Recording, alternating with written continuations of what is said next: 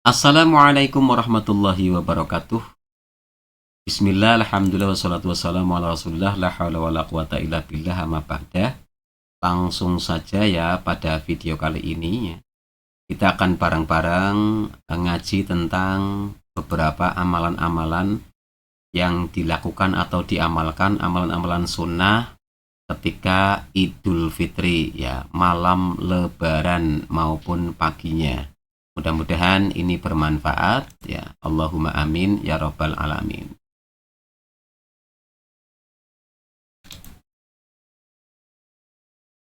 Baik, langsung saja untuk yang pertama ya, ini adalah amalan-amalan ya. Amalan-amalan Idul Fitri ya. Ini adalah amalan-amalan Idul Fitri ya. Yang pertama adalah menghidupkan malam hari raya dengan amalan sunnah ya. Ini ada hadis Rasul ya. Man koma lailatayil idaini lillahi muhtasiban lam yamut qalbuhu yauma tamutul qulub ya. Siapa saja yang menghidupkan ya dua malam Id, baik Idul Fitri maupun Idul Adha, menghidupkan karena mencari ridho Allah Subhanahu wa taala, maka lam yamut qalbuhu yauma tamutul qulub, maka hatinya tidak akan pernah mati ya.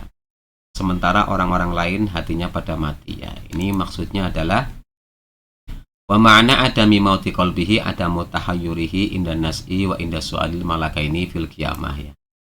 Artinya barang siapa yang menghidupkan malam hari raya ya dengan amalan-amalan yang baik, maka besok ketika naza, ketika nyawanya akan diambil dan ketika menghadapi pertanyaan malaikat mungkar nakir di hari kiamat nanti, akan bebas, akan berhasil seperti itu ya. Ini yang pertama. Jadi amalan-amalan sunnah di ketika Idul Fitri ini adalah menghidupkan malam hari raya dengan amalan sunnah.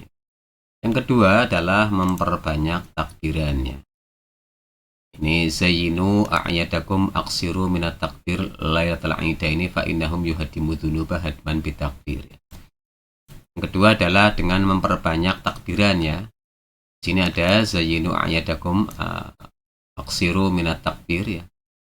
Hiasilah hari raya kalian semua dengan, dan perbanyaklah dengan takbir ya malam Id, karena sesungguhnya memperbanyak takbir itu merontokkan dosa-dosa ya, dengan merontok sejatinya.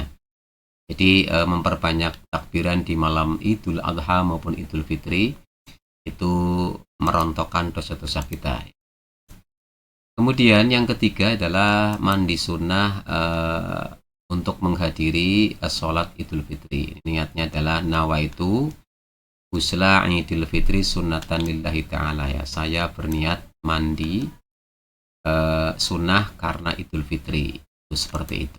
Kemudian yang keempat adalah berhias ya. Memakai pakaian yang bersih ya.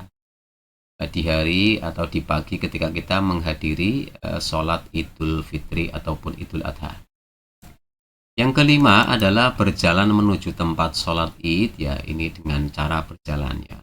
Minas sunnah ayakhruja ilal Id masyian ya. Setengah dari kesunahan adalah kita berangkat menghadiri sholat Idul Fitri ya atau Id dengan berjalan. Yang keenam ini adalah makan sebelum berangkat ke tempat sholat Id ya. Jadi kalau kita mau berangkat melaksanakan sholat Idul Fitri, baiknya makan atau sarapan terlebih dahulu. Sebagaimana Rasul, karena Rasulullah SAW la yahdu yaumul fitri hatta ya'kula tamaratin wa ya'kuluna witron. Rasul itu ketika akan beranjak untuk melaksanakan sholat Id itu beliau sarapan, makan beberapa kurma dengan ganjil. Kemudian yang ketujuh adalah menunaikan zakat fitrah bagi yang belum ya. Dan yang kedelapan adalah bersedekah semampunya. Demikian beberapa amalan-amalan yang dapat dilaksanakan ketika Idul Fitri. Semoga kita semua di Idul Fitri ini mendapatkan berkah dan diampuni semua dosa-dosa. Mohon maaf lahir batin. Wassalamualaikum warahmatullahi wabarakatuh.